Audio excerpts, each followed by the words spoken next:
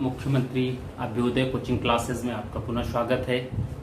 हम लोगों ने पिछली क्लास में मुगलिया सल्तनत की स्थापना से लेकर के अकबर के विषय में बात की थी और उसमें ये देखा गया था कि कैसे बाबर ने पानीपत के प्रथम युद्ध में इब्राहिम लोदी को पराजित किया। पराजय के बाद मुगल सत्ता की स्थापना होती है और लगातार 4 वर्षों तक 1526, 1527, 1528, 1529 में प्रत्येक वर्ष बाबर कोई न कोई युद्ध करता है और अंततः 1530 में उसकी मृत्यु हो जाती है। जब 1530 में बाबर की मृत्यु हुई तो एक विस्तृत साम्राज्य तो उसने छोड़ा, लेकिन उस विस्तृत साम्राज्य के अंतर्गत ऐसा नहीं था कि हुमायूं के लिए दुश्मन ना रहे हों, और ऊपर से मृत्यु के समय हुमायूं से साम्राज्य विभाजन की भी बात करके गए। तो हुमायूं ने अक्षरशः पिता की आज्ञाओं का पालन किया और साम्राज्य का विभाजन भी भाइयों में कर दिया। लेकिन अफगानों को पराजित तो बाबर करके गए थे, लेकिन परास्त नहीं कर पाए थे, जिसका परिणाम यह हुआ कि हुमायूं के समय गुजरात यानी पश्चिम के मोर्चे पर और पूर्व के मोर्चे पर, दोनों मोर्चे पर 2 अफगान शक्तियां उभर कर सामने आती हैं और हुमायूं को एक साथ इन दोनों अफगान शक्तियों से संघर्ष करना पड़ा। चूंकि इनसे संघर्ष के क्रम में 2 शक्तियां एक साथ, 2 मोर्चों पर एक साथ, इस क्रम में पश्चिम की जो शक्ति थी उसे तो हुमायूं दबा ले गए, लेकिन पूर्व की शक्ति जो शेरशाह के अंतर्गत थी, उस शक्ति के द्वारा हुमायूं पराजित होते हैं लगातार 2 युद्धों में। चौसा और कन्नौज के लगातार 2 युद्धों में पराजित हुए और अंततः भारत छोड़ना पड़ा और 15 वर्षों के लिए मुगल सत्ता भारत से लुप्त हो जाती है। 1555 में ये पुनः भारत में आते हैं, 2 युद्ध जीते और सरहिंद के युद्ध में अस्थायी हो गए, दिल्ली पर अधिकार हो गया। लेकिन हुमायूं ने कुछ समय पश्चात पुनः दिल्ली पर अधिकार कर लिया, जो अकबर के द्वारा, हेमू ने दिल्ली पर अधिकार कर लिया था, लेकिन हुमायूं की मृत्यु भी हो चुकी थी। ऐसी स्थिति में अकबर ने बैरम खां की संरक्षकता में द्वितीय पानीपत का युद्ध लड़ते, जिसमें हेमू की पराजय हुई और भारत में मुगल साम्राज्य अस्थायी रूप से स्थापित हो गया। अकबर को इतना समय भी मिला, काफी समय, भाई 49 साल थोड़ा नहीं हुआ, बहुत हो गया। 49 साल शासन करने को मिला। उन 49 सालों में अकबर ने मुगल साम्राज्य को एक ऐसा स्थायित्व प्रदान कर दिया था जो अगले 300 सालों तक स्थापित रहा, उसे किसी ने भी नहीं हटाया। और जब हटाया गया तब मुगल साम्राज्य इतना कमजोर हो चुका था कि सिर्फ कहने के लिए मुगल साम्राज्य था, अन्यथा उसकी शक्ति एकदम क्षीण हो चुकी थी। ठीक है, तो आज हम लोग अकबर के बाद बात करते हैं, जिसमें अकबर के पुत्र जहांगीर की बात होती है। जहांगीर 1605 से 1627 या 28 कर सकते हैं आप। ठीक है, 28 में शाहजहां गद्दी पा गए, बीच में थोड़ी समय के लिए उसे बैठाया गया था। ठीक है, अकबर जहांगीर को प्यार से शेखू बाबा बुलाता था,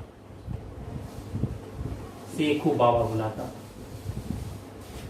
जब हम लोग जहांगीर की बात करते हैं तो जहांगीर के साथ कुछ ट्रेजेडी भी आती है, क्योंकि जहांगीर ने 1569 में इसका जन्म हुआ, अकबर का सबसे बड़ा बेटा। ठीक है, और जब 1569 में जन्म हुआ तो जब गद्दी पर बैठा था लगभग 36 साल की उम्र रही होगी। ये तो एक ऐसा टाइम है जब वह मैच्योर हो चुका है, लेकिन इससे पहले ही उसने अपने पिता के खिलाफ विद्रोह भी किया। ठीक, और इस विद्रोह का परिणाम यह हुआ, विद्रोह का परिणाम कि अकबर ने एक समय इसे अपना उत्तराधिकारी मनोनीत करने या सत्ता देने से मना कर दिया, और वैसे में अकबर ने इसके स्थान पर अपने पोते खुसरो शाह को गद्दी पर बैठाने का प्रयत्न किया, और संभव भी था कि खुसरो शाह को बैठा भी दिया जाता। लेकिन जब अकबर की मृत्यु हुई तो उस समय मान सिंह और मिर्जा अजीज कोका, इन दोनों लोगों ने खुसरो को गद्दी पर बैठाने का भी प्रयास किया और उसको समर्थन भी दिया अंदर था। लेकिन कुछ मौलवी लोग जो ज्ञाता थे, उन्होंने ये कहा कि पिता के जीवित होते हुए पुत्र को गद्दी पर नहीं बैठाया जा सकता, क्योंकि ये चगताई परंपरा के एकदम खिलाफ है। अब पूछना चाहिए था इन लोगों से कि अगर ये चगताई परंपरा के खिलाफ था तो शाहजहां के जीवित रहते हुए औरंगजेब गद्दी पर कैसे बैठा? तो अगर वो परंपरा तोड़ सकता है तो क्या उससे पहले परंपराएं नहीं तोड़ी जा सकती? यानी इतिहास के अनुसार परंपराएं जो होती हैं वो तोड़ने के लिए ही होती हैं। आज नहीं तोड़ेंगे तो कल टूट जाएंगी, कल नहीं टूटेगी तो परसों टूट जाएगी। टूटेगी, बस तोड़ने वाला चाहिए। तोड़ने वाला कैसा है, ये समय के अनुसार आते जाते हैं। अब यहां पर पहला तो विद्रोह, दूसरी जो बात इनके साथ आती है वो आती है नूरजहां। बहुत जबरदस्त प्रशासिका के रूप में। कहते हैं कि ये नूरजहां पर इतना ज्यादा मोहित थे कि उन्होंने यहां तक भी कह दिया कि मैंने तो बादशाहत जो है अपने बेगम को दे दी। नाम वास्तविक नूरजहां का मेहरुन्निसा, और नूरजहां ने शासन सत्ता चलाने के लिए नूरजहां गुट का निर्माण किया। जहांगीर के जब हम शासन की बात करते हैं तो वहां ये देखते हैं गुटबाजी बहुत जबरदस्त है। रिश्ते बहुत अलग अलग हैं, हर व्यक्ति अलग अलग रिश्तों में बंधा हुआ है, शासन के बाद में भी और शासन के पहले भी। सबके अलग अलग रिश्ते, हर व्यक्ति अपने नजदीक के व्यक्ति को शासन में मजबूत स्थान पर बैठाना चाहता है। ठीक हुआ क्या, देखिए गद्दी पर ये बृहस्पतिवार को बैठते हैं। अकबर की मृत्यु के 3 दिन बाद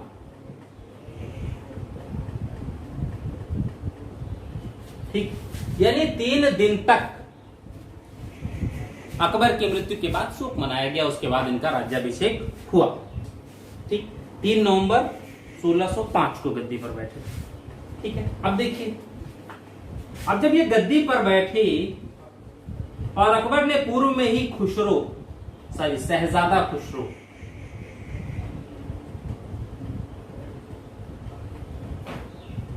खुसरो को ही अपना उत्तराधिकारी मनोनीत किया था अपने अंतिम समय में। बाद में फिर जब डेथ हो गई तो जो अमीर और मौलवी मौलाना थे उन्होंने जहांगीर को ही कहा नहीं, यही गद्दी पर बैठेंगे, क्योंकि पिता के जीवित रहते हुए पुत्र राजा नहीं बनेगा। अब जब खुसरो की बात आती है, कौन थे?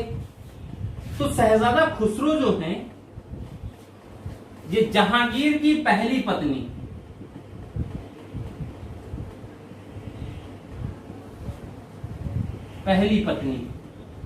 मानबाई, इनके पुत्र थे। और मानबाई ने 1606 में जहर खाकर आत्महत्या कर ली थी। ठीक, अब ये मानबाई कौन थी? ये जो मानबाई हैं, ये दूसरा एक नाम सुना होगा आपने, मान सिंह। यही तो सुना था। तो यहां मानबाई बाई लग गया तो महिला सिंह लग गया, तो इतना बड़ा सेनापति। मानबाई आमेर के राजा मान सिंह की बहन थी ये। अब अगर मानबाई आमेर के राजा मान सिंह की बहन है तो शहजादा खुसरो कौन होंगे? राजा मान सिंह के भांजे। बहन का बेटा, यही तो होंगे। और राजा मानसिंह अकबर के महत्वपूर्ण योग्य सेनापतियों में सम्मिलित हैं, पहली चीज। दूसरा, अकबर के नौरत्न में सम्मिलित हैं। तो राजा मानसिंह के अगर शहजादा खुसरो भाई हैं तो मामा भांजे का साथ तो देंगे ही देंगे। जब शकुनी ने दुर्योधन का साथ दे दिया था तो मानसिंह खुसरो क्यों नहीं साथ देते, पहला। दूसरा, शहजादा खुसरो के ससुर थे मिर्जा अजीज कोका,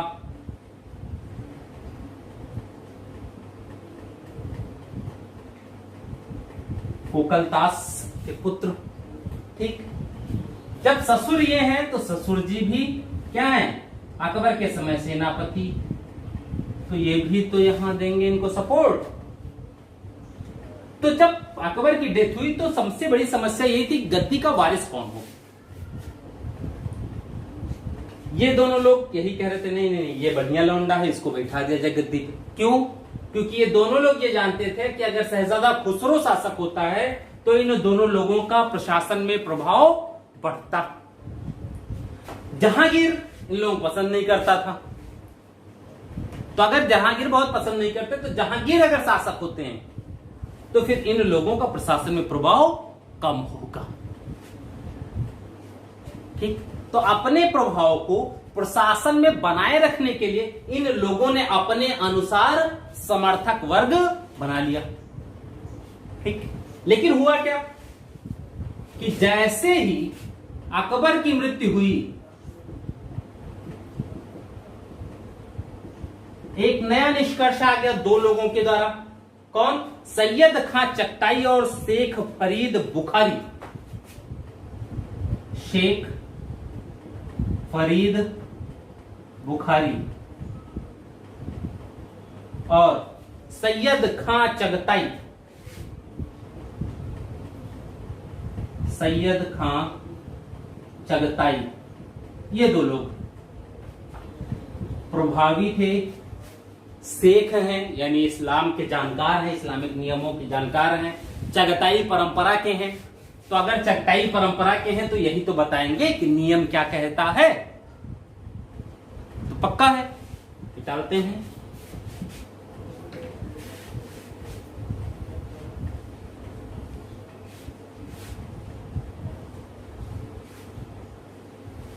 ठीक, इन दोनों लोगों ने क्या कहा कि नहीं नहीं नहीं नहीं ऐसा नहीं होगा, पिता के जीवित रहते हुए पुत्र का राज्याभिषेक हो, ऐसा चगताई परंपरा नहीं कहता है। फिर कहता क्या है चगताई परंपरा? चगताई परंपरा कहता है यदि ज्येष्ठ पुत्र जीवित हो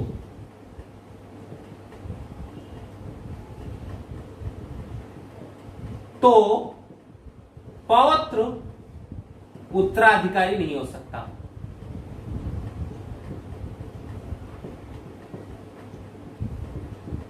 कह कौन रहा है? शेख साहब यानी इस्लाम के जानकार।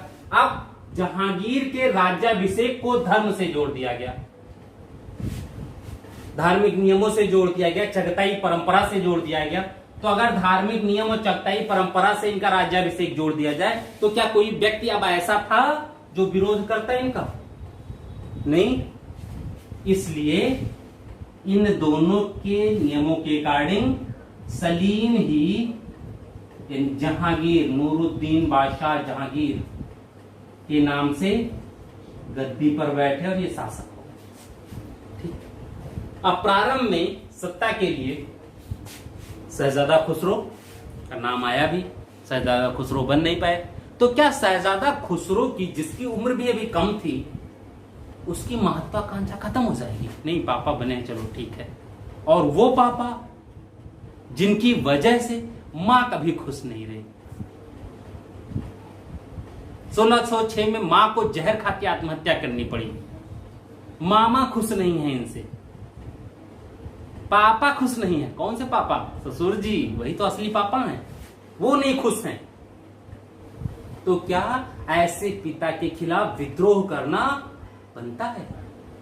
क्यों नहीं बनता है? जब मेरे मामा और पापा राज्य के इतने बड़े सेना नायक हों तो क्या मेरा साथ नहीं देंगे?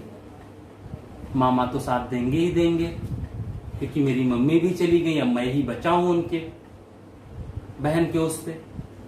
ससुर जी तो मेरे साथ आएंगे ही आएंगे, तो जब दोनों लोग आएंगे मेरे साथ तो फिर सत्ता हम पलट सकते हैं। इसलिए शहजादा खुसरो ने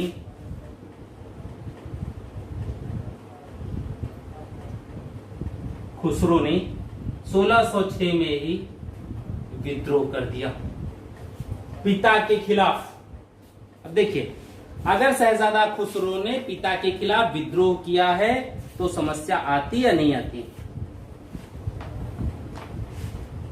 सोचो, एक सुल्तान है और उसके गद्दी पर बैठते ही सबसे पहला विद्रोह किया किसने?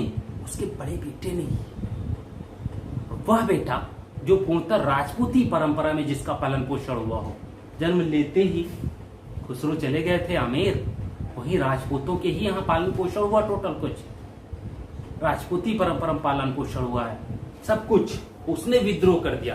अब शाहजहां के लिए जरूरी क्या था कि इसके विद्रोह को दबाया जाए। इनके विद्रोह को कई युद्धों में पराजित हुआ। ये मामा और काका पर संदेह के आधार पर इनकी मनसब में कमी कर दी गई। मामा और ससुर जी के मनसब में कमी कर दी, उनके अधिकार कम कर दिए गए, ये लोग सपोर्ट कर सकते हैं। ऐसे में शहजादा खुसरो सिख गुरु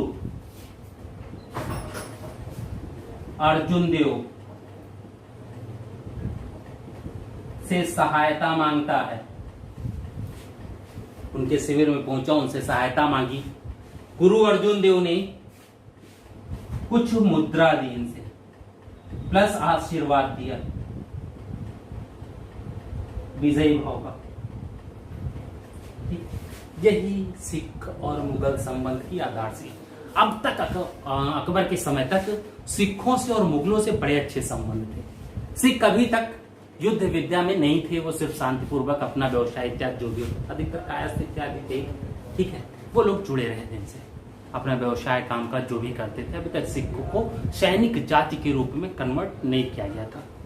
अब जब इन्होंने दे दिया तो दुश्मनी इनसे हो गई जहांगीर की, कि मेरा बेटा है, मेरे खिलाफ विद्रोह कर रहा है, तुमने उसको आशीर्वाद कह दिया, पैसा कह दिया। भाई गुरु हैं, उनके अगर शरण में कोई आया है, मदद मांग रहा है, तो गुरु तो मदद करते ही करते। लेकिन यही खराब हो गया। गुरु अर्जुन देव को दरबार में बुलाकर काफी यातना देकर फांसी दे दी गई, और यहीं से सिख मुगल संबंध खराब हो गए, काफी ज्यादा खराब हुए। ठीक है, तो पहली चीज जी और वो रहे। अब आते हैं हम लोग इनके कार्यों पर।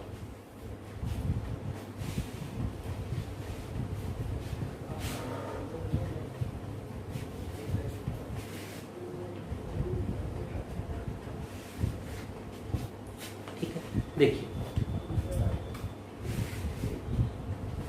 ये दूसरे शासक हैं मुगलों के जिन्होंने आत्मकथा लिखी, जहांगीर और बाबर। ठीक है, आत्मकथा क्या है? तुजुक के जहांगीरी, तुजुक के जहांगीरी, ये लिखी आत्मकथा, तुजुक के जहांगीरी। ठीक है, यह आत्मकथा इन्होंने लिखी, और इसी में इन्होंने ये उल्लेख किया है कि गद्दी पर बैठते ही जहांगीर ने 12 अध्यादेश जारी किए, और इन्हीं 12 अध्यादेश से हम जहांगीर के शासन के तरीके और जनता के बीच में उसकी क्या सोच थी, जनता के लिए कैसी सोच रखता था, इसके विषय में हम पता कर सकते हैं, जान सकते हैं। ठीक, अब इन 12 अध्यादेशों में देखते हैं पहला क्या था। पहला, तमगा, जकात एवं बहरी, तमगा, जकात एवं बहरी, ये टैक्स हटा दिए। ठीक है, ये 3 टैक्स, इन तीनों टैक्सों को हटाया पहले। यानी जनता के ऊपर टैक्स का जो बोझ है वो कम हुआ, नहीं होगा, वो तो कम हुआ। ठीक। दूसरा कहते हैं जिन मार्गों पर चोरी डकैती होती थी, जिन मार्गों पर चोरी डकैती होती थी वहां के जमींदारों को आदेश दिया गया कि वे उन मार्गों के आसपास आबादी बसा दें। पहला, भाई जिन मार्गों पर सुनसान जगह पे चोरी डकैती होगी तो जहां चोरी डकैती होती है वहां 8-10 घर बसा दो। ठीक, पहला। दूसरा, वो जमींदार जनता की भलाई के लिए क्या करें, सड़कों के किनारों पर सराय, मस्जिद, कुएं आदि का निर्माण करवा दें। अब सराय अगर बन जाएगी तो उसमें कुछ न कुछ तो रुके रहेंगे ही, अगर उसके आसपास चोरी डकैती होती है, शोर किया लोग, तो सराय से मदद भी पहुंच सकती है, वहां 1-2 सैनिक भी रहेंगे। मस्जिद बन जाती है तो मस्जिद में हमेशा 1-2 मौलवी या मौलाना लोग या नमाजी 1-2 रहेंगे, वो भी पहुंच सकते हैं। कुआं यानी पानी की व्यवस्था के लिए। ठीक है, तो यानी दूसरी भी जो कार्य है वो भी कहीं ना कहीं जनता की भलाई के लिए ही है। ठीक है, नेक्स्ट ये कहा कि मृतकों के उत्तराधिकारी, जो मृतक हैं वो सेना में हैं या वैसे भी हैं, मृतकों के उत्तराधिकारी को स्वतंत्रता पूर्वक उनकी संपत्ति का उत्तराधिकार दिया जाए। अब तक होता क्या था कि जो मृतक होते थे उनके उत्तराधिकारियों की जो संपत्ति दी जाती थी उसमें भी कुछ न कुछ टैक्स ले लिए जाते थे, या अड़चन भी आती थी, कभी 2-3-4 उत्तराधिकारी आ गए, कभी फ्रॉड भी आ गए, तो उसमें भी समस्या होती थी। इसने कहा कि यदि किसी मृतक का उत्तराधिकारी ना हो तो उसकी संपत्ति का प्रयोग इस्लामिक नियमों के अनुसार मस्जिद, कुआं तथा तालाबों के निर्माण के लिए किया जाए। सोचिए, मान लो कोई बिना उत्तराधिकारी का व्यक्ति था, चला गया, तो उसकी पूरी संपत्ति मस्जिद, तालाब और कुओं के निर्माण के लिए, यानी यहां पर भी वो ध्यान दे रहा है धर्म का और प्रजा कल्याण का। तालाब बनेगा, पानी संचय होगा, सिंचाई के उपयोग में आएगा, उत्पादन बढ़ेगा, किसानों को फायदा होगा, कुएं बढ़ेंगे, प्यास बुझाने के काम आएंगे, कुछ तो आएंगे। व्यापारियों की गांठों को मार्ग में उनकी अनुमति के बिना ना चेक किया जाए, ना खोला जाए, तो चीजें भी एक ठीक है। ठीक है, ये भी चीजें, यानी ये 3 जो भी हैं वो कहीं ना कहीं प्रजा कल्याण के लिए है। नेक्स्ट उसने कहा तंबाकू इत्यादि, शराब, तंबाकू, ये पूछा गया है तंबाकू के सेवन पर रोक किसने लगाई थी, तो वो जहांगीर हैं जिन्होंने तंबाकू के सेवन पर रोक लगाई। ठीक है, ये और मादक वस्तुएं ना बनाई जाए और ना बेची जाए, ये चीजें आ गई। ठीक है, ना बनाई जाए और ना बेची जाए। यद्यपि जहांगीर स्वयं शराब पीता था, कहते हैं बहुत बड़ा अफीमची भी था, नशा भी करता था, शराबी भी था। नूरजहां और नशा दुइये इसको सबसे प्रिय था। ठीक है, नेक्स्ट देखो, मकानों पर अधिकार तथा अंग भंग का निषेध किया जाए। किसी के भी मकान पर अधिकार सेना के द्वारा या किसी के द्वारा जो किया जाता था उसको अंग भंग न किया जाए। दंड की प्रक्रिया होती थी अंग भंग कर देना, तो वो न किया जाए, न बेचा जाए। ठीक है, सॉरी, न किया जाए। कोई व्यक्ति दूसरों के घरों में ना घुसे बिना उस घर वाले की अनुमति के। ये तो एक संस्कार पे आता है कि आप किसी घर में जाएं तो नॉक कर लें, उससे पूछ लें, वो जब आपको अंदर आने की अनुमति दे तभी आप अंदर जाएं, अन्यथा आपको नहीं जाना चाहिए। ठीक है, नेक्स्ट देखिए, फिर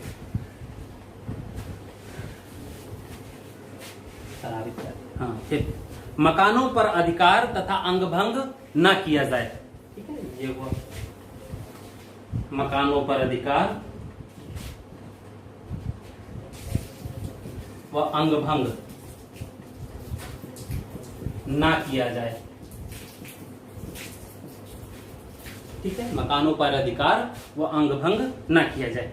दूसरा क्या कहा गया, सरकारी अधिकारी प्रजा से बलपूर्वक उसकी भूमि न छीने। जैसे टैक्स वैक्स नहीं दिया प्रजा ने तो उससे बलपूर्वक उसकी जमीन छीन लेते थे, इन सब पर रोक लगाया। धसबी का निषेध किया, धसबी एक कर होता था, ठीक है, टैक्स, वो ना चुकाने पर उसके मकान जमीन इत्यादि छीन दिए जाते थे।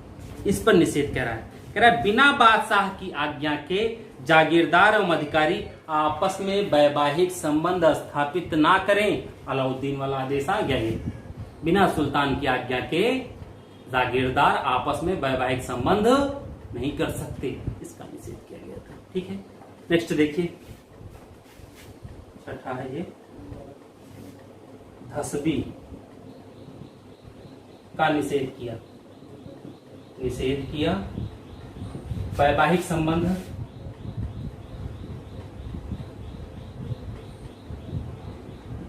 सुल्तान की आज्ञा से,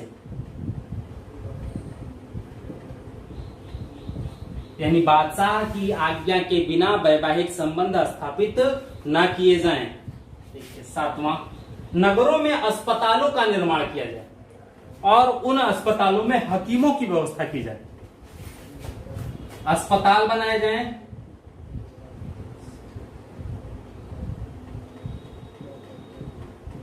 प्लस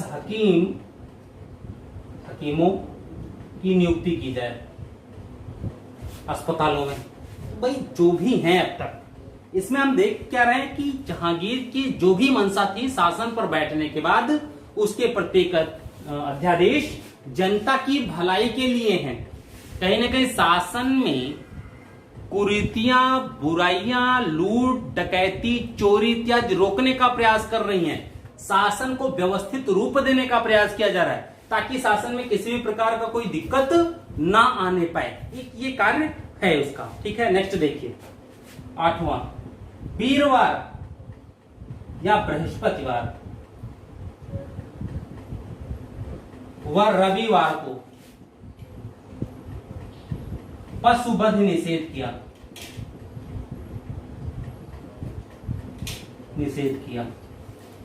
ठीक, बृहस्पतिवार क्यों? क्योंकि बृहस्पतिवार को वह शुभ दिन मानता था। क्यों? क्योंकि बृहस्पतिवार को उसका राज्याभिषेक हुआ था। तो बृहस्पतिवार राज्याभिषेक के दिन पशुवध निषेध। रविवार को क्यों पशुवध निषेध?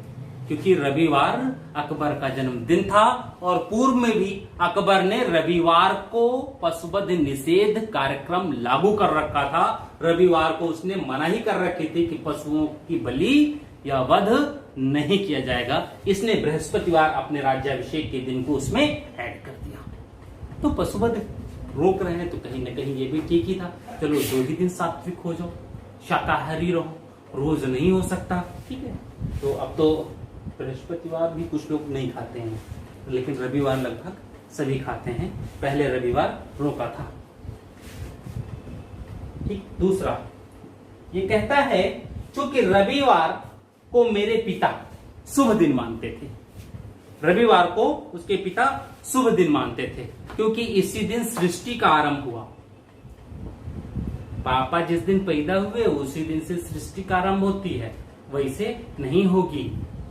ठीक, इसलिए रविवार दिन के प्रति सम्मान व्यक्त किया जाए और इस दिन पशुवध न किया जाए।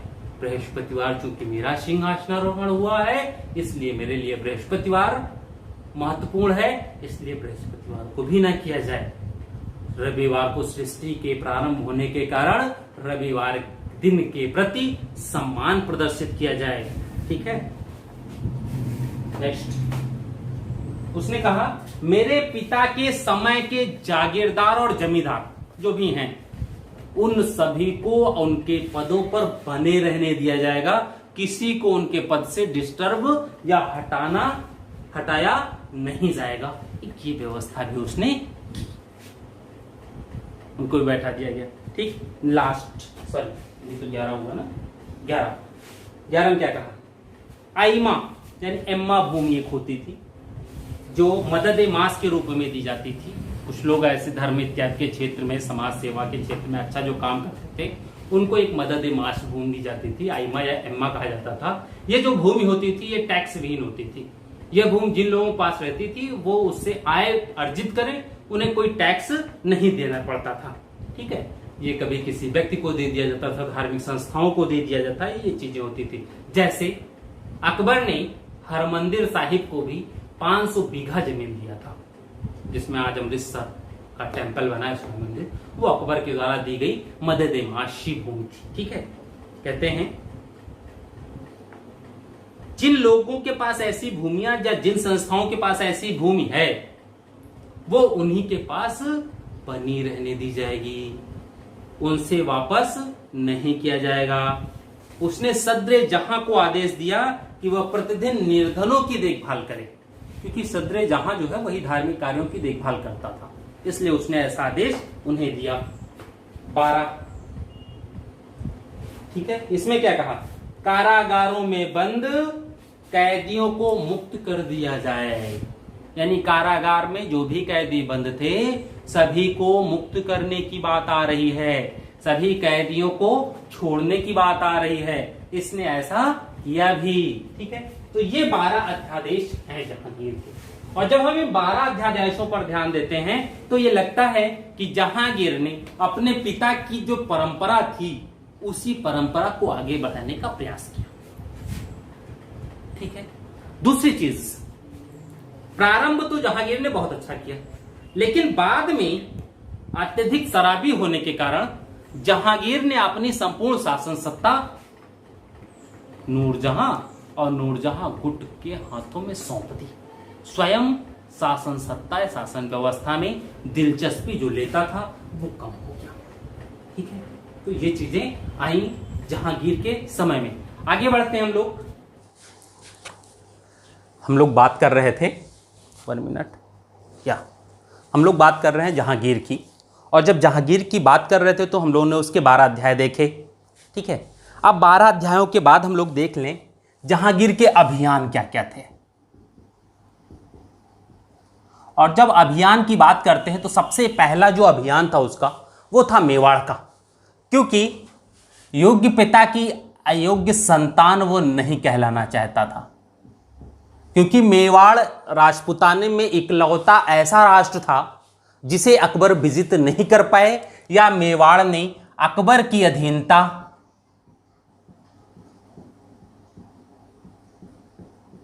स्वीकार नहीं की। इकलौता मेवाड़, और उसमें भी कौन, राणा प्रताप सिंह ने 1597 में प्रताप सिंह की मृत्यु हो गई। और जब प्रताप सिंह की मृत्यु हो गई तो नए राणा जो बनते हैं वो बने राणा अमर सिंह।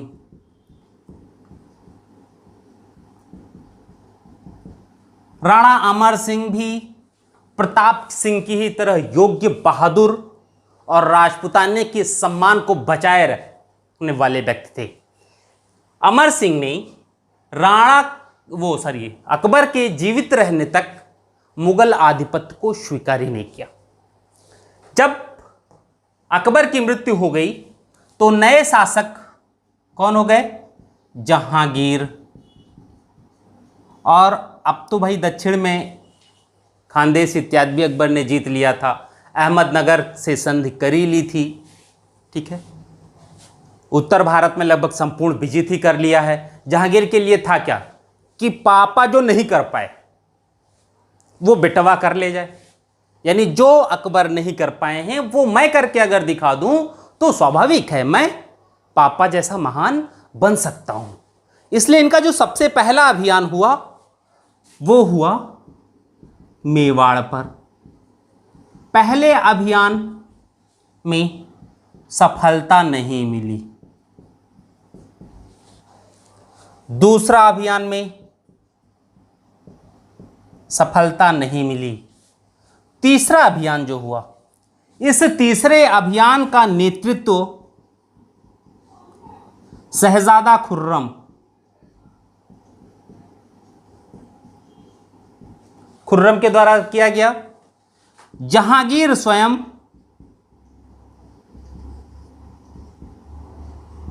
अजमेर पहुंच गए।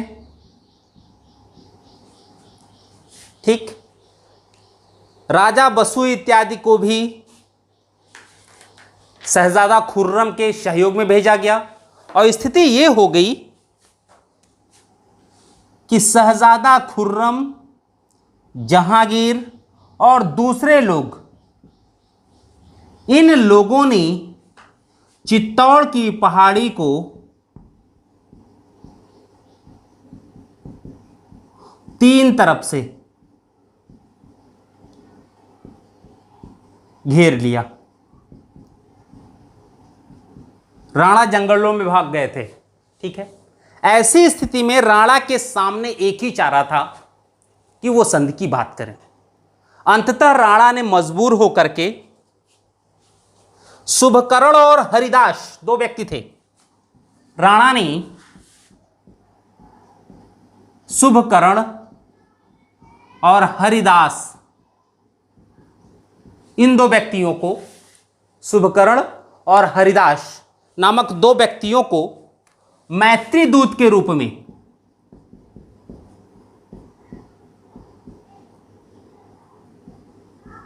संधि हेतु भेजा। ठीक, अब जब मैत्री दूत के रूप में राणा जैसा व्यक्ति भेज रहा है तो जहांगीर के लिए सबसे ज्यादा जरूरी क्या था कि राणा यदि संधि के लिए थोड़ा सा भी तत्पर हुए हैं तो ऐसे मौके को हाथ से नहीं जाने देना चाहिए, क्योंकि पिताजी ने भी राजपूतों के साथ मित्रवत और वैवाहिक रिश्ते ही बनाए थे। राणा कभी भी मुगलों के साथ वैवाहिक रिश्ते के लिए तैयार नहीं होता, इसलिए राणा जैसा भी चाहें वैसी संधि उनसे कर लेनी चाहिए। और अंततः 1615 में मुगल मेवाड़ संधि हो गई। ठीक, अब जो संधि होती है उसकी धाराएं देखिए क्या क्या थी, पूछा भी गया है धाराओं के विषय में, मिटाल दे रहे हैं।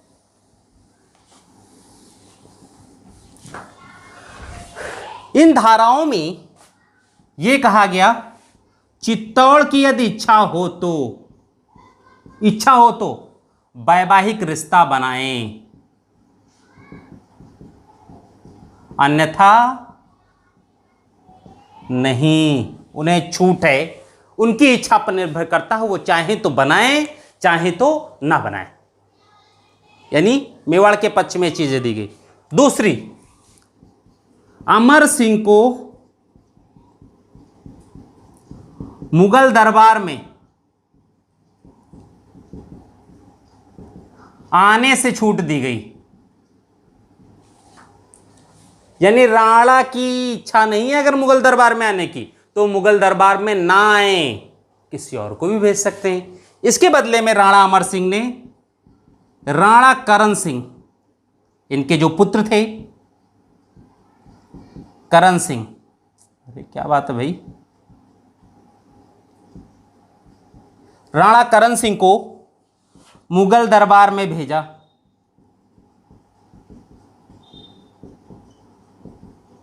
जहांगीर ने करण सिंह को 5000 की मनसब दी। ठीक है, यानी इन संधियों से मेवाड़ के सम्मान की रक्षा की गई। यहां जो भी चीजें थी वो राणा अमर सिंह की जो भी थी सम्मान के लिए, जिसको वो बहुत बुरा मानते थे प्रताप सिंह, उससे इनको छूट दे दी गई। अब समस्या जो था मुगलों की तरफ से जो प्रमुख संधि की गई उसमें यह कहा गया कि मेवाड़ चित्तौड़ किले की मरम्मत नहीं करेगा। जो ये चीजें थी, सिर्फ इनकी तरफ से यह कहा गया कि सिर्फ किलेबंदी या मरम्मत नहीं करेगा चित्तौड़ किले की। कौन? मेवाड़। लेकिन शाहजहां के समय जब ये चीजें हुई तो पुनः मेवाड़ मुगल संबंध खराब हो जाते हैं और युद्ध की स्थिति आ जाती है, और हुआ भी। ठीक है, तो ये चीजें थी। अहमदनगर इत्यादि से हम लोग बहुत ज़्यादा इधर नहीं, अहमदनगर शाहजहां के ही समय चीज़ें आएंगी। अब ये देखें कि मलिक अंबर जो अहमदनगर के थे उनके विषय में भी आता है, लेकिन वो जब हम लोग प्रांतीय राज्यों की बात करते हैं तो उसमें उसको देखा जाएगा।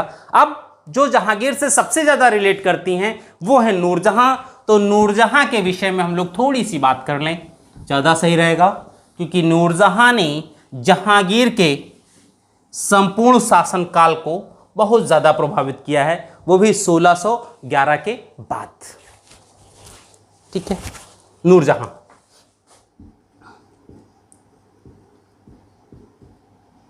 ये जो नाम है नूरजहां, नूरमहल, ये दोनों नाम जहांगीर के दिए गए, जबकि नूरजहां का वास्तविक नाम मेहरुन्निसा था। ठीक, अब समस्या ये थी कि मेहरुन्निसा का जन्म 1577 में हुआ।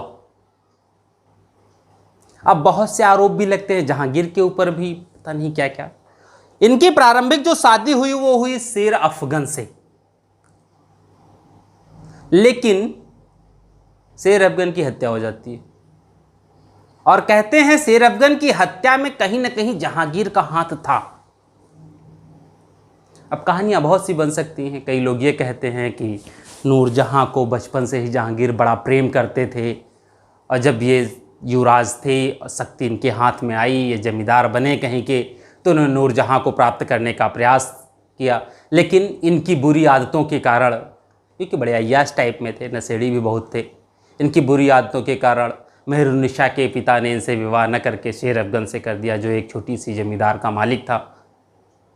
लेकिन इन्होंने सिर्फ जमींदारी क्षेत्र में राजस्व के भ्रष्टाचार को लेकर के शेर अफगन के खिलाफ आरोप लगाया और बाद में इन्हीं के सैनिकों ने उसकी हत्या कर दी। जब उसकी हत्या हो जाती है शेर अफगन की, तो मेहरुन्निसा हो गई बेवा। तो ऐसी स्थिति में नूरजहां को कहां जाना चाहिए था? अपने भाई के पास, अपने पिता के पास, माता पिता के पास, या वहीं रहना चाहिए? भाई होना तो यही चाहिए था, या तो वो संपूर्ण जागीर की देखभाल नूरजहां के ही हाथों में सौंप दी जाए, पहली चीज। दूसरा, ऐसी बेवा स्थिति में नूरजहां को उसके माता पिता के पास भेजा जाए या भाई के पास भेजा जाए, क्योंकि भाई भी जीवित थे, माता पिता भी जीवित थी। लेकिन जहांगीर ने ऐसा कुछ नहीं किया। उन्होंने नूरजहां को मुगल हरम में ला करके अपनी मां की सेविका बना दिया। अब जहांगीर अपनी आत्मकथा में यह लिखते हैं कि मैंने मेहरुन्निसा को पहली बार नौरोज त्योहार के अवसर पर 1610 या 11 में देखा था। कहते हैं जब मैंने नौरोज त्योहार के अवसर पर उसे पहली बार देखा तभी मुझे वो बड़ी अच्छी लगी। अब अगर वो सबसे अच्छी तब लगी थी तो इसके पहले तुम जो ये षड्यंत्र कर रहे थे उससे उसके पिता के पास न भेज करके अपने हरम में ले आए, मम्मी की सेविका नियुक्ति, अरे किसी और की भी सेविका नियुक्त कर दी, तो मम्मी की सेविका क्यों नियुक्ति किया तुमने? उसमें ऐसा क्या गुण था कि तुम उसे हरम में लेकर के अपनी मां की सेविका, और तुमने उससे पहले उसको देखा ही नहीं था। कहते हैं नौरोज त्योहार के अवसर पर देखा और फिर देखने के बाद कुछ ही समय बाद विवाह कर लिया, और विवाह के बाद तो स्थिति ये हो गई कि क्या बताया जाए। ठीक है, तो मेहरुन्निसा से विवाह किया, उसके बाद नूरजहां, नूरमहल इत्यादि की।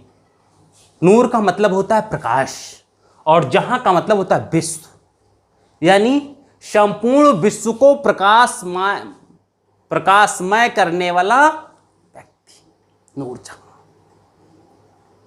संपूर्ण महल को प्रकाश करने वाला। पहले नूरमहल नाम रखा, जब देखा नहीं इसकी रोशनी तो और ज्यादा आगे तक जाती है, तब रख दिए नूरजहां। ठीक है, अब देखिए यहीं पर चूंकि नूरजहां पर इतना ज्यादा अगर मोहित हैं तो नूरजहां भी क्या करेंगी, पति के इस कमजोरी का फायदा उठाना चाहेंगी। नूरजहां ने भी फायदा उठाया, उन्होंने अपने लोगों को महत्वपूर्ण पद वितरित किए, जैसे एतमादुद्दौला, अस्मत बेगम, आसफ खां,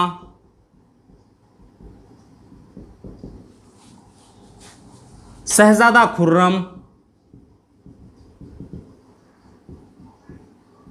और नूरजहां, इन सबको मिला करके इन्हीं का जो गुट एक बना उसको कहा गया नूरजहां गुट या जुनता गुट। ठीक। और इन सबकी नेता नूरजहां हो गई, क्योंकि सुल्तान के सबसे नजदीक हैं। सुल्तान से जो भी बात ये कहेंगी सुल्तान उसको सहर से स्वीकार कर लेंगे, क्योंकि नूरजहां की किसी बात का अपोज सुल्तान कर ही नहीं सकते, क्योंकि सुल्तान नूरजहां से इतना ज़्यादा प्रेम करते हैं कि नूरजहां को नाराज़ करने की कोई बात हो ही नहीं सकती थी, वो सोच ही नहीं सकते थे। ठीक है, अब देखिए स्थिति क्या है। हुआ क्या कि कुछ समय बाद इनकी मृत्यु हो गई। भाई पिता है तो कुछ न कुछ तो नूरजहां पर कंट्रोल करेंगे ही करेंगे। अस्मत बेगम, कुछ समय बाद इनकी भी मृत्यु हो गई। माँ है, बेटी पर कुछ न कुछ तो कंट्रोल करेंगे ही करेंगे। जब इन दोनों लोगों की मृत्यु हो गई तो नूरजहां का जो महत्वाकांक्षा था वो काफ़ी ज़्यादा बढ़ गया, और जब महत्वाकांक्षा बढ़ती है तो समस्या आने लगती है। नूरजहां के पहले पति शेर अफगन से एक पुत्री हुई थी, नाम था लाडली बेगम। अब वहां शाह तुर्कान इल्तुतमिश के समय उसके और नूरजहां की यहां पर समानता देखी जाती है। ठीक है, जहांगीर का एक पुत्र था शहरयार, इसके विषय में यह कहा जाता है थोड़ा सा मंद बुद्धि था। लाडली बेगम का नूरजहां ने शहरयार से विवाह करवा दिया। अब प्रश्न यह उठता है कि अगर लाडली बेगम का विवाह शहरयार से करा दिया तो फिर नूरजहां ने जुनता गुट में शहजादा खुर्रम को क्यों रखा था? अपने दामाद को रखना चाहिए था ना। ये तो बात है, क्योंकि जिस समय इस गुट वर्चस्व में था उस समय ये विवाह संबंध नहीं हुए थे और किसी न किसी शहजादे को यहां रखना था, क्योंकि भविष्य में वही शहजादा मुगलिया सल्तनत का उत्तराधिकारी होता, और अगर हम किसी शहजादे को उत्तराधिकारी बनाए रख सकते हैं तो फिर सत्ता भी हमारे पास संकेंद्रित हो सकती है। अब खुर्रम को ही क्यों? क्योंकि खुर्रम आसफ खां के दामाद थे।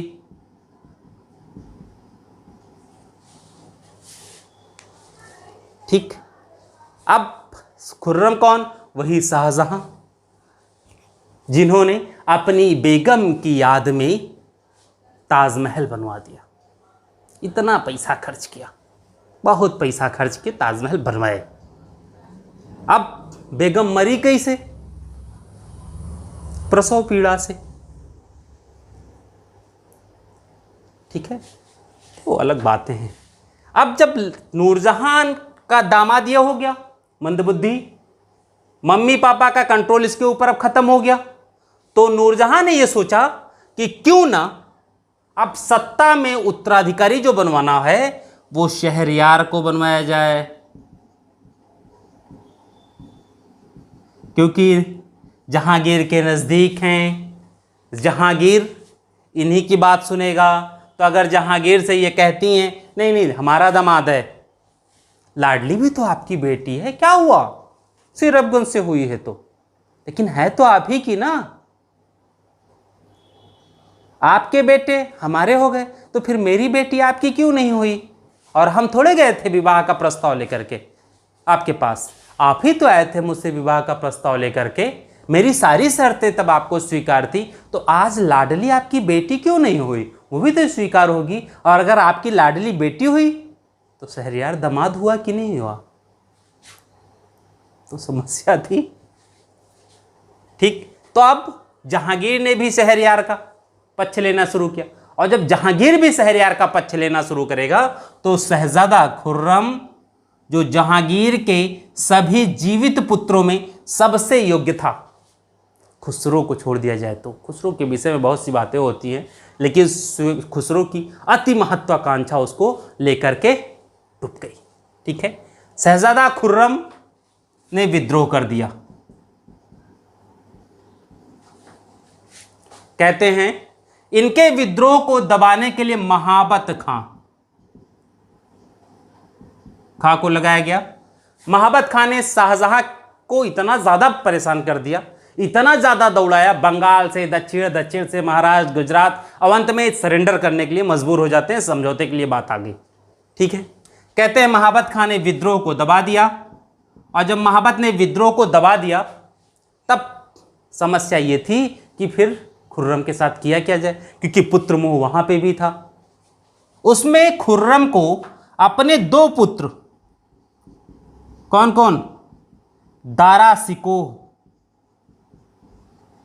और औरंगजेब, इन्हें नूरजहां के पास बंधक रखने पड़े। सोचिए क्या स्थिति थी। और पुनः दक्षिण के सूबेदार बनाए जाते हैं। लेकिन भाई महाबत खां ने शाहजहां के विद्रोह को दबाया सुल्तान के कहने पर, नूरजहां के कहने पर, तो क्या महाबत खां उम्मीद नहीं करेंगे कि अगर मैं इस राज्य का खुर्रम के बाद या खुर्रम से या सबसे योग्य सेनापति हूं तो मुझे भी वो सम्मान मिलना चाहिए। लेकिन नूरजहां ने वो सम्मान दिया नहीं, तो अंततः लाहौर के पास महाबत खां ने जहांगीर को बंदी बना लिया, यानी इन्होंने भी विद्रोह कर दिया। नूरजहां ने चालाकी से महाबत खां की सेना के निरीक्षण के बहाने वहां पहुंचती हैं और अंततः महाबत खां के विद्रोह को दबाया जाता है। महाबत खां भाग करके कहां पहुंच गए, दक्षिण। शाहजहां आप जान रहे थे कि पापा बीमार रहते हैं, कभी भी ऊपर टपक सकते हैं, इसलिए अच्छा रहेगा अपने गुट को मजबूत किया जाए। शाहजहां के लिए एक मौका था कि महाबत खां को किसी तरीके से अपने साथ जोड़ा जाए। जैसे ही महाबत खां दक्षिण पहुंचे, शाहजहां ने महाबत से हाथ मिला लिया। महाबत खां उसके एक अच्छे सेनापति हो जाते हैं। तो यहां पर यह चीज हुई। और जब जहांगीर की मृत्यु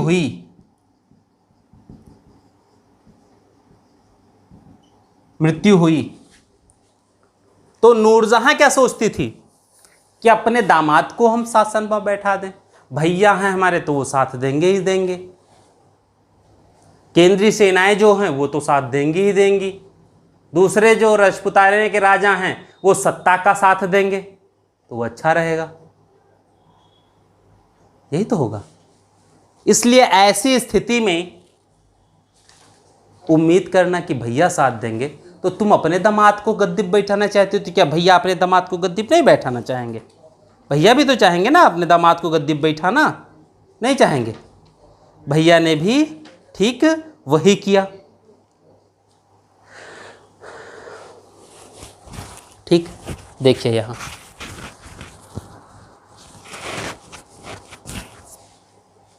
हुआ क्या। जैसे ही मृत्यु हुई, आसफ खां जो वजीर थे किसके, जहांगीर के, नूरजहां लाहौर में थी, शाहजहां दक्षिण में थे, दिल्ली में सिर्फ और सिर्फ आसफ खां ही थे। आसफ खां ने तुरंत ही खुसरो के पुत्र को गद्दी पर बैठा दिया कि गद्दी खाली ना रहे, और अपने दामाद के पास सूचना भेजी, शाहजहां के पास यानी शहजादा खुर्रम के पास, कि ऐसी ऐसी चीज हो गई, जितनी जल्दी हो सके दिल्ली आ जाओ ताकि तुम्हारा राज्याभिषेक कर दिया जाए और सेना राजा का साथ दे। चूंकि सबसे शक्तिशाली योग्य युवा या शासन का सबसे योग्य यही व्यक्ति था जहांगीर के पुत्रों में, तो स्वाभाविक है अमीर भी इसका साथ देते। शाहजहां ने दक्षिण से ही सूचना भेजी आसफ खां के पास कि मेरे पहुंचने तक राज्य के जितने भी उत्तराधिकारी हैं उन सबकी हत्या कर दी जाए। ठीक है, आसफ खां ने ठीक ऐसा ही किया। शहरयार भी मारे गए, अन्य जितने भी थे गद्दी के उत्तराधिकारी सबकी हत्या हो जाती है, और अंततः शहजादा खुर्रम शाहजहां के नाम से, नाम बड़ा लंबा है इनका, ठीक है, इस नाम से गद्दी पर बैठता है। नूरजहां को 2 लाख की पेंशन दे दी जाती है पर मंथ, की वार्षिक पेंशन है शायद। नूरजहां को 2 लाख वार्षिक पेंशन दे दी जाती है और इनको राजनीतिक मामलों से हटा दिया जाता है। नूरजहां भी शहर स्वीकार कर लेते हैं कि नूरजहां के पास इतनी तो शक्ति थी नहीं, पति चले ही गए थे, 2 पति चले गए, तो उसके बाद या तो तीसरा पति आ जाता सत्ता में, तब तो ठीक था। तीसरा पति आया नहीं, दूसरे पति का बेटा आ गया, तो बेटा अब मस्त थोड़े शादी कर लेगा। तो ऐसी स्थिति में ये चीज़ें खत्म हुई और नया शासक आ गए शाहजहां।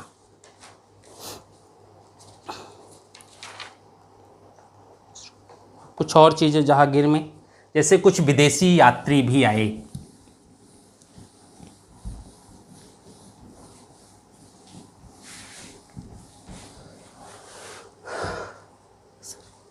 जहांगीर में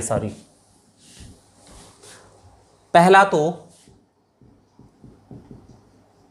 जहांगीर के शासन को हम चित्रकला का स्वर्ण युग कहते हैं, ठीक है।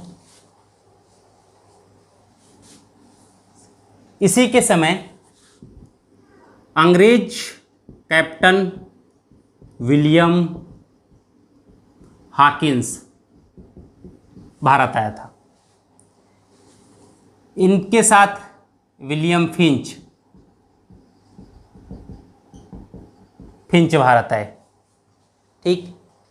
इनके बाद सर टॉमस रो ये भारत आया। हाँ, सर टॉमस रो के विषय में ये जान जाना कि जब सर टॉमस रो आता है तो वो जो लेटर लेके आया था वो अकबर के नाम से आया था, क्योंकि जब वहाँ सूचना नहीं मिली थी अकबर के मृत्यु की, इसलिए वहाँ ये जानते थे कि अभी भी शासक अकबर ही है, तो अकबर के नाम से। लेकिन यहाँ जब आते हैं तो उनको पता चलता नहीं, वो जब चले थे तभी अकबर की, उससे पहले डेथ हो गई थी और नए शासक जहांगीर हैं, ठीक है।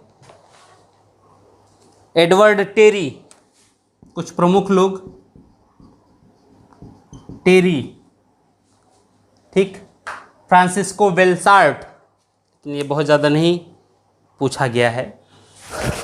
जब हम बात करते हैं इनकी, तो इनमें भी सबके अलग अलग काम थे, सबने अलग अलग टाइम पर आए। कैप्टन विलियम हॉकिंस, जब हम इनकी बात करते हैं तो कैप्टन विलियम हॉकिंस ने अपना जो परिचय है वह तुर्की भाषा में दिया।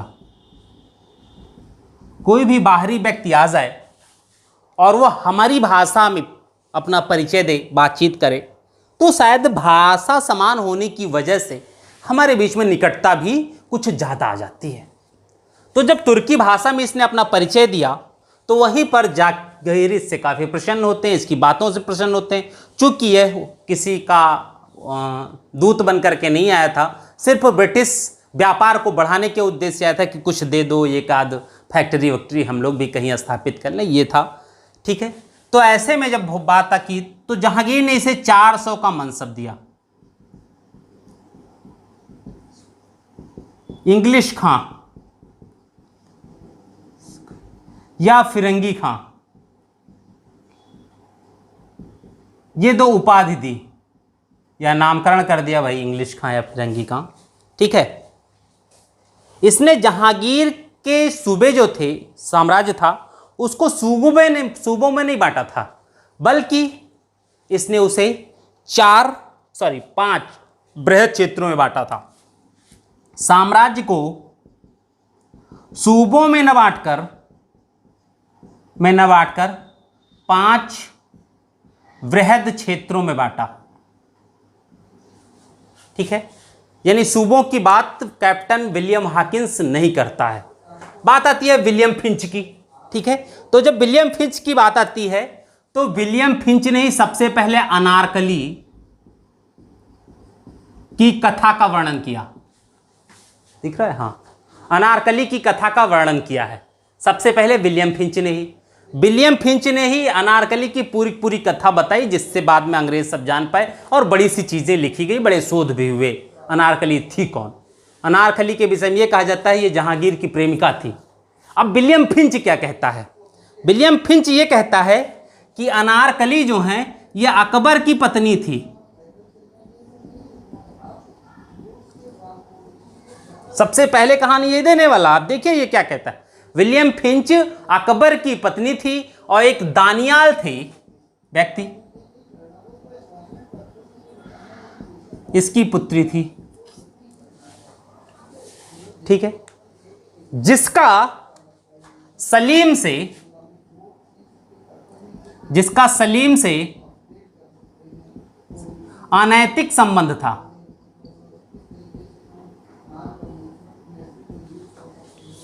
यानी चुप्पे चोरी वाला मुलाकात होता था, ठीक है। ये विलियम फिंच का कहना है, भाई मेरा कहना नहीं है, क्योंकि यहां बाप और पूत की बात है, मां बेटे की बात है,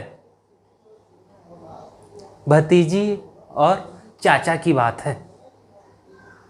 समस्या ये आ रही है बाबा और नती पोती की बात है। क्या है रिश्ता, कैसे है, क्या सोच के। अब दानियाल वो किसको बताता है, अकबर के बेटे सलीम के भाई को दानियाल कहता है या किसी और को कहता है, क्या है पता नहीं। और जब हम लोग इनके ऐसे हरम के मामलों में पहुंचते हैं तो वहाँ पर इतनी ज़्यादा नीचता दिखाई पड़ती है जिसके विषय में हम लोग सोच भी नहीं सकते कि ये ऐसा कैसे कर सकते थे, लेकिन ये लोग ऐसा ही करते थे, ये लोगों का एक स्वाभाविक अधिकार था, ठीक है। चलिए अब आते हैं सर टॉमस रो। तो सर टॉमस रो एक दूत की हैसियत से आया, जहांगीर के दरबार में आया था। राजदूत इसे ब्रिटिश कंपनी के जो निदेशक थे उन्होंने मुगल दरबार के लिए राजदूत नियुक्त किया ताकि यह कुछ छूट पा सके। यह सर टॉमस रो ब्रिटेन में सांसद भी रह चुका था, संसद का सदस्य, यानी योग्य व्यक्ति था भाई, लोकप्रिय था, ठीक है, सांसद भी रह चुका था। जब यहाँ आता है तो इसने जहांगीर के विषय में जो बात कही है, उसने जहांगीर को नास्तिक घोषित किया है, कहा जहांगीर नास्तिक था। रीजन भी बताता है, नास्तिक कहता है और इसके कारण में यह कहता है क्योंकि जहांगीर की सुन्नत नहीं हुई थी।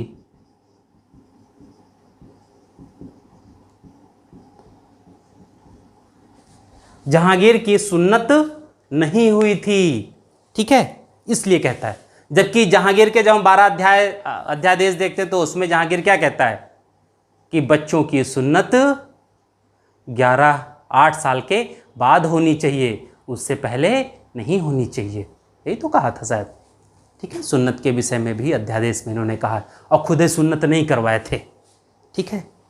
यह सुन्नत ही है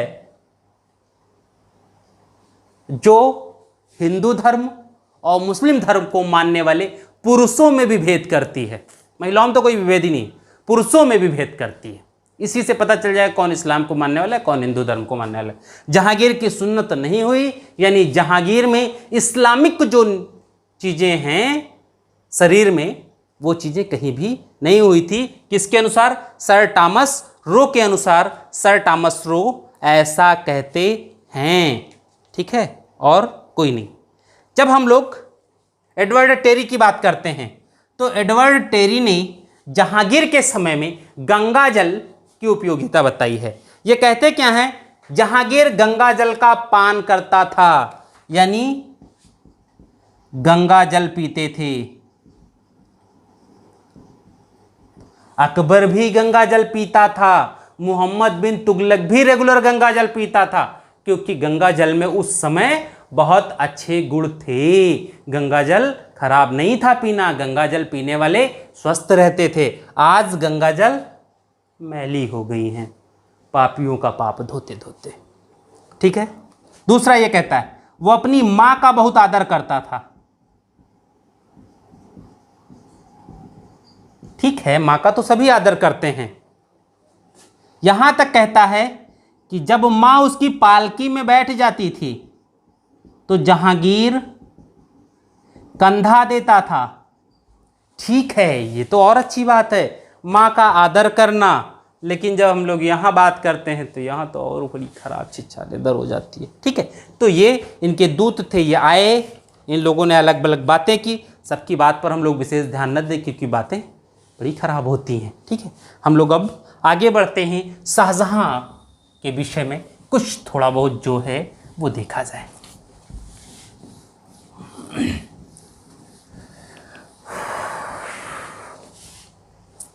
शाहजहां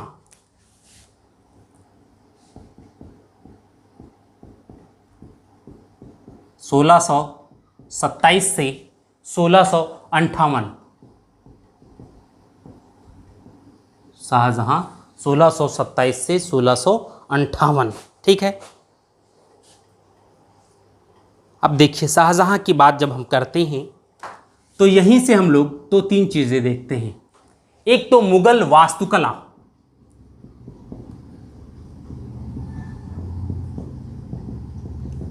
का चरमोत्कर्ष, पहली चीज। दूसरा दक्षिण विजय, दक्षिण में अहमदनगर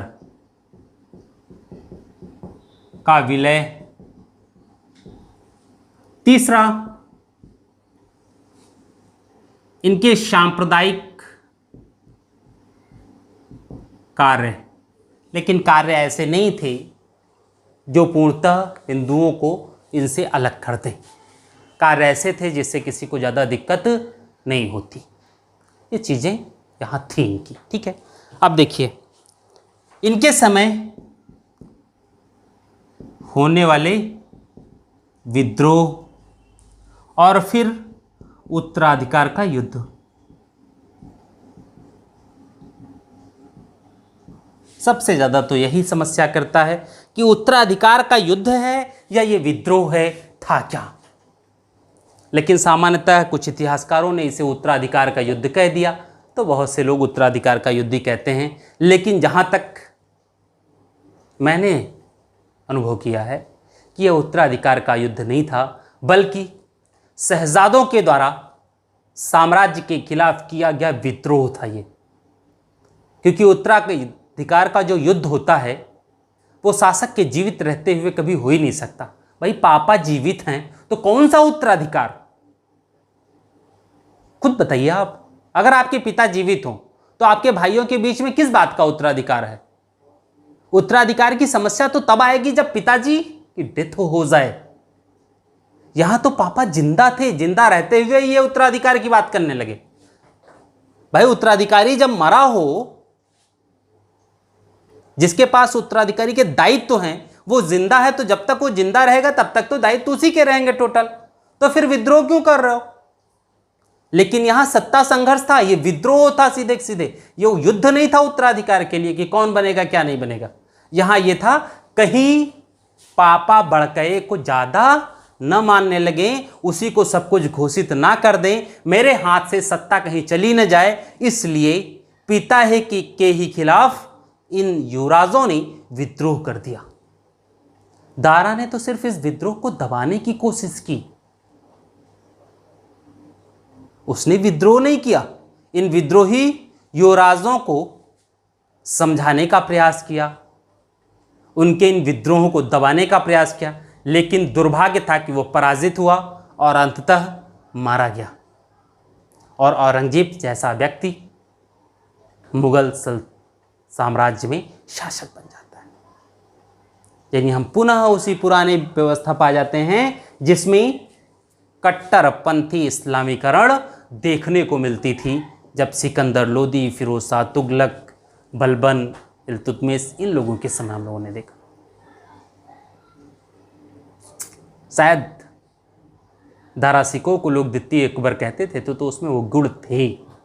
शायद दारा शिकोह बना होता तो कुछ अलग परिस्थिति होती, लेकिन जो हुआ नहीं उस पर बात किस बात की। ठीक है, चलिए शाहजहां के समय हम लोग कुछ बात किया जाए। पहले तो हम लोग इनके विषय में कुछ चीजें जान जाएं। पहला, शाहजहां जो हैं हिंदू मां की संतान थे।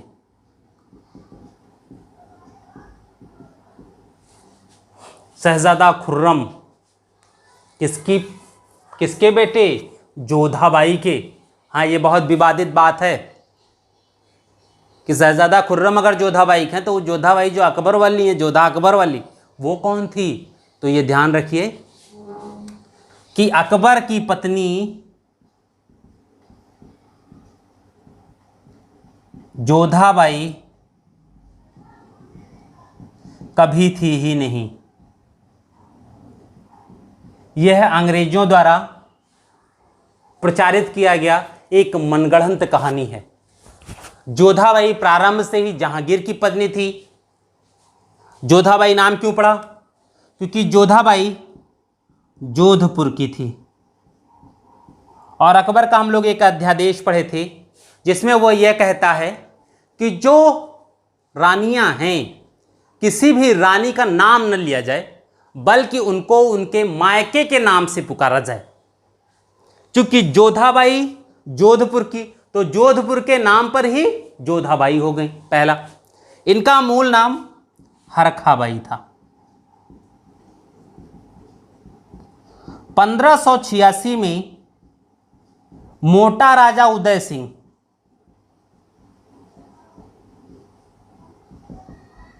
सिंह जिनकी ये पुत्री थी, जोधपुर के मोटा राजा उदय सिंह, इनके यहां बाकायदा अकबर बारात लेके गया था। जहांगीर की, अपनी बारात नहीं लेके गया था, जहांगीर की बारात लेके गया है। और बाकायदा हिंदू रीति रिवाजों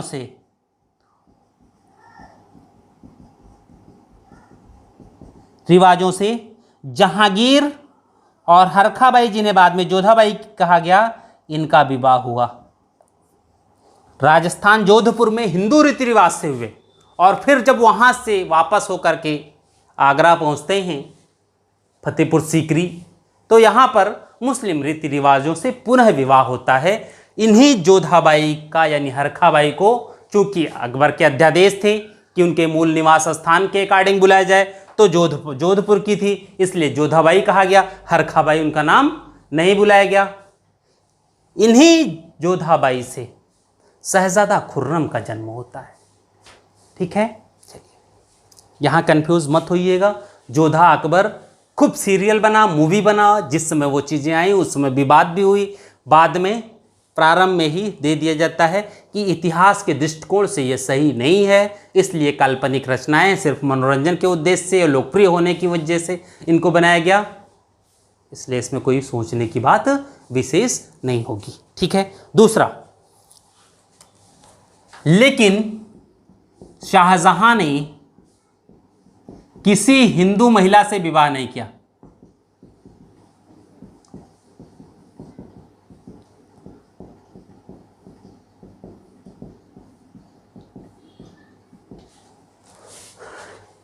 किसी हिंदू महिला से विवाह नहीं किया।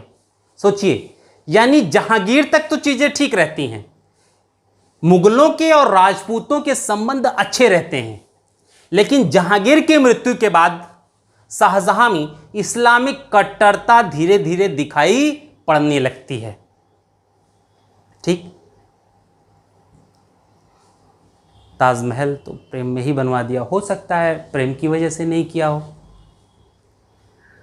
तो मुमताज की बात ही अलग भाई, न बात किया जाए उन पे।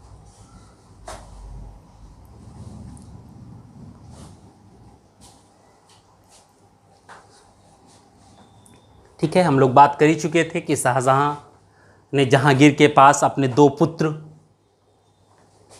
बंधक के रूप में रखे थे जब उसने विद्रोह किया था। ठीक है, शाहजहां के समय एक और बात आती है, वो आती कोहिनूर हीरे की। ठीक है, इस पे भी हम लोग थोड़ी सी चर्चा कर लें।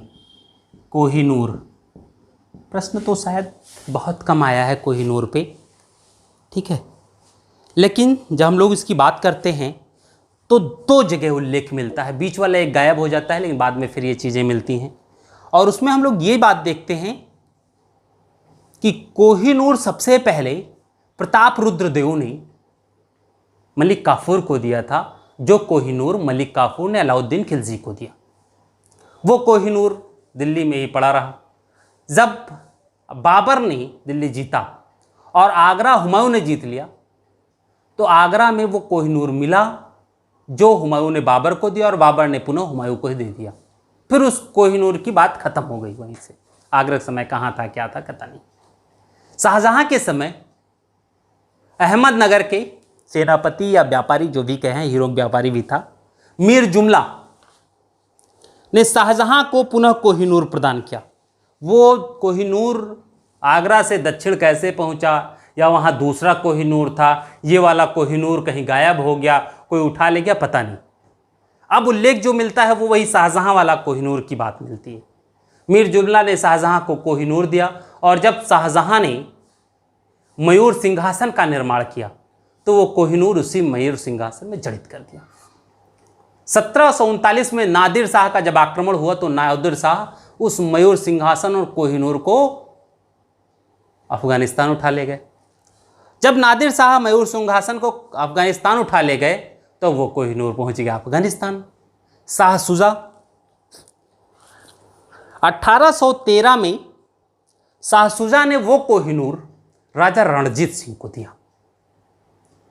वो इस उद्देश्य से दिया था कि राजा रणजीत सिंह सहायता करके शाहजहां को, शाह शुजा को अफगानिस्तान का अमीर बनाने में मदद करेंगे। और राजा रणजीत सिंह नहीं, दिलीप सिंह ने वो कोहिनूर हीरा अंग्रेजों को सौंप दिया। वो कोहिनूर जब अंग्रेजों को सौंपा गया, महारानी को मिला, तो फिर वहाँ से उसके 3 टुकड़े हो गए। एक टुकड़ा महारानी के मुकुट में लग गया, एक सिंहासन में लग गया, और एक कोई लंदन की लाइब्रेरी है वहाँ रख दिया गया। यानी कोहिनूर छोटा हो गया था, काफ़ी छोटा हुआ।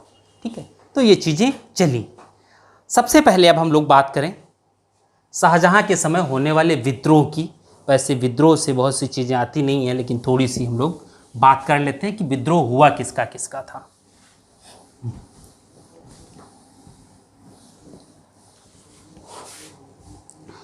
विद्रोह, पहला खाने जहां लोदी का विद्रोह हुआ इनके समय। ठीक है, खाने जहां लोदी का विद्रोह हुआ।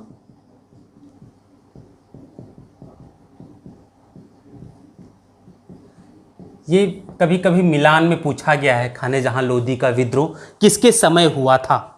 ठीक है, तो ये ध्यान रखिए, खाने जहां लोदी का समय, तो खाने जहां लोदी का विद्रोह 1628 में हुआ, और वो भी तब जब शाहजहां अभी तुरंत ही गद्दी पर बैठे थे, क्योंकि खाने जहां लोदी ये नहीं चाहते थे गद्दी पर ये आए, वो स्वयं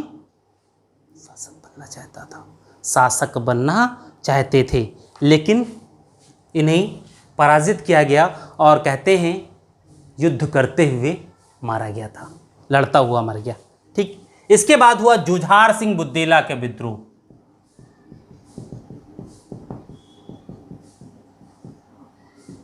ये जुझार सिंह बुद्देला वही वीरदेव सिंह बुंदेला जिन्होंने अबुल फजल की हत्या की थी, उन्हीं के बेटे थे। और बुंदेलखंड में ये विद्रोह हुआ। कहते हैं बुंदेलखंड में होने वाला यह पहला विद्रोह था, और ये फिर बुंदेलखंडी लगातार विद्रोही हो गए।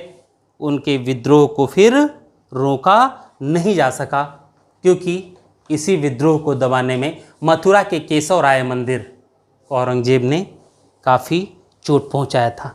ठीक है, महोबा में चंपत राय का विद्रोह हुआ।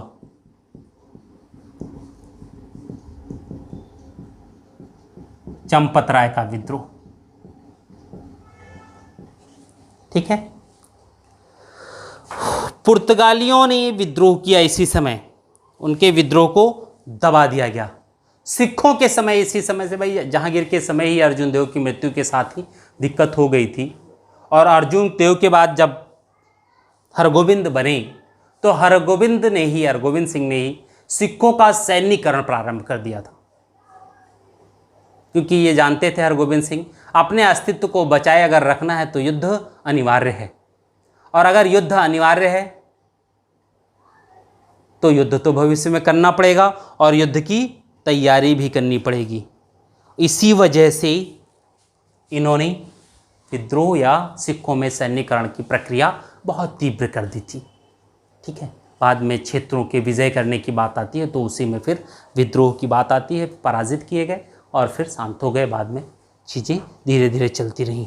ठीक है, शाहजहां के समय ही देखिए विजय 1636 में अहमदनगर को विजित कर लिया गया और मुगल साम्राज्य में मिला दिया गया। अहमदनगर की विजय के पश्चात दक्षिण में अब 2 ही राज्य बचे थे, बीजापुर और गोलकुंडा। सिर्फ 2, बीजापुर और गोलकुंडा। ठीक है, जो औरंगजेब ने 1681 और 1683 में विजिट किया। ठीक है, ये चीजें। इन्होंने तिब्बत अभियान भी भेजा और कहते हैं छोटा तिब्बत विजिट कर लिया। ठीक है, कांधार, मध्य एशिया में कांधार का किला, काबुल कांधार, इन्हें विजिट करने की बहुत कोशिश की, 3 अभियान भेजे गए लेकिन उसे विजिट नहीं कर पाए और अंततः निराश होकर के उसके विजय की कल्पना ही छोड़ दी इन्होंने। ठीक है, तो ये भी हुआ। अब जब हम बात करते हैं और चीज़ों की तो विजयों में इनकी यही चीज़ें थी। अब जब हम इनकी धार्मिक नीति की बात करते हैं शाहजहां की, तो इनकी धार्मिक नीति भी देखिए क्या है इनका, क्योंकि समझ तो आप गए ही हैं कि कट्टरता इनके समय में आ चुकी थी और अगर कट्टरता आ गई है, एक कट्टर मुसलमान के रूप में नजर आ रहे हैं, तो पक्का है उस धार्मिक नीति का प्रभाव शाहजहां के राजनीतिक कार्यों पर भी पड़ेगा और पड़ा भी। ठीक है, तो यहां देखते हैं इनका धार्मिक नीति।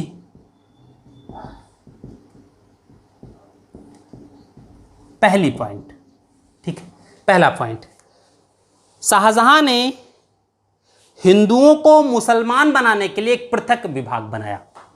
ठीक, और यह कहा कि धर्मांतरण के पश्चात उस व्यक्ति का अपने की पिता की संपत्ति में अधिकार बना रहेगा। सोचिए, 1856 में अंग्रेजों के द्वारा लाया गया अधिनियम, सॉरी 1856 नहीं 53 में, लैक्स लॉ की कानून, जिसमें यह कहा गया था यदि कोई भी व्यक्ति ईसाई धर्म स्वीकार कर ले तो उसे उसकी पिता की पैतृक संपत्ति में बराबर का अधिकार होगा। और उसका विरोध हुआ 1857 की क्रांति में, वो भी एक कारण के रूप में आता है। ठीक है, इन्हें यह कहा कि हिंदुओं को मुसलमानी ढंग के वस्त्र पहनने से रोक दिया जाए, रोक लगा दिया। अब भाई वस्त्र है, हम पहने चाहे तुम पहनो, कोई भी पहने, हिंदू मुस्लिम तरीके के वस्त्र नहीं पहन सकते और मुसलमान तो पहनने नहीं देना है उनको। ठीक है, पहला। धर्मांतरण हेतु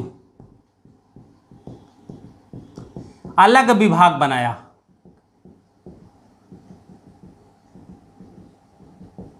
पहला। दूसरा, धर्मांतरित व्यक्ति का पैतृक संपत्ति में अधिकार होगा। धर्मांतरित व्यक्ति का पैतृक संपत्ति में अधिकार होगा। ठीक है, नेक्स्ट, थर्ड, इलाही संबत के स्थान पर पुनः हिजरी संबत का प्रयोग कर दिया है। यानी बाबा का जो संबत था, जो बाबा ने चलाया था, वह संबत अब नहीं चलेगा। नेक्स्ट, सम्राट के चित्र पर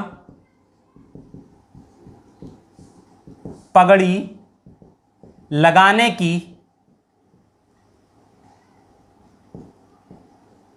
मनाही कर दी। ठीक है, नेक्स्ट देखिए, शाहजहां ने कश्मीर में हिंदुओं और मुसलमानों के बीच विवाह पर रोक लगा दिया। सोचो, कश्मीर में हिंदुओं और मुसलमानों के बीच विवाह पर रोक लगा दी। अच्छी बात है। छठा, युद्ध बंदियों को मुसलमान बनाया जाता था पहले, अकबर से पहले। होता क्या था कि दास बनाया जाता था। भाई युद्धबंदी जो होते थे वो दास हो जाते थे, और जो युद्धबंदी दास हो गए उनको कन्वर्ट इस्लाम में कर दिया जाता था। ठीक, ये होता था। अकबर ने 1562 में इस परंपरा पर रोक लगाई थी। सॉरी, 1563 में लगाया था। 1562 तीर्थ यात्रा, 1563 में युद्धबंदियों दास, 1564 में जजिया। अकबर ने इस पर रोक लगाई थी। लेकिन यहां क्या हुआ कि इन्होंने इस व्यवस्था को पुनः प्रारंभ कर दिया, पुनः प्रारंभ किया। ठीक,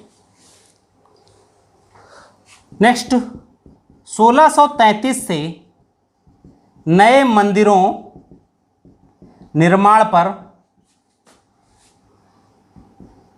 रोक लगा दी। यानी 1633 से नए मंदिर नहीं बन सकते। जो पुराने मंदिर हैं उनको तोड़ा नहीं जाएगा, लेकिन उनमें पूजा पाठ करो, कोई नया मंदिर नहीं बनाना है। ठीक है। 8वां, इसने ये कहा कि सूफी और अन्य संत जो हैं इनको सिजदा करने की छूट दी।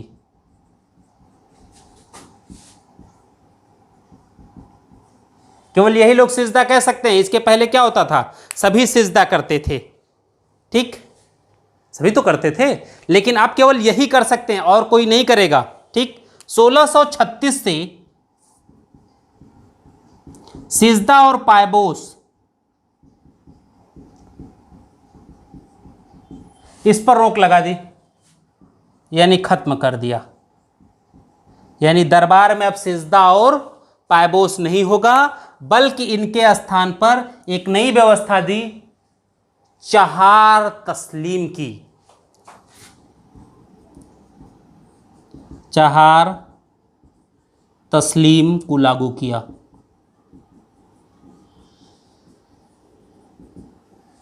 ठीक है, नेक्स्ट बढ़ते हैं। मिटाल रहे हैं। इसी टाइम शाहजहां ने स्वयं को इस्लाम का रक्षक घोषित किया। यानी स्वयं को इस्लाम का रक्षक घोषित कर रहे हैं। इससे पहले कोई इस्लाम का रक्षक नहीं था। ठीक, प्रशासन में मुसलमानों को प्राथमिकता दी। ठीक है,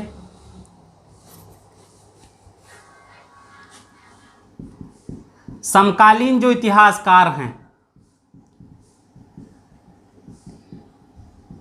इन्होंने शाहजहां को इस्लाम का मुजहिद, इस्लाम का मुजहिद और शरीयत का स्तंभ, शरीयत का स्तंभ कहा।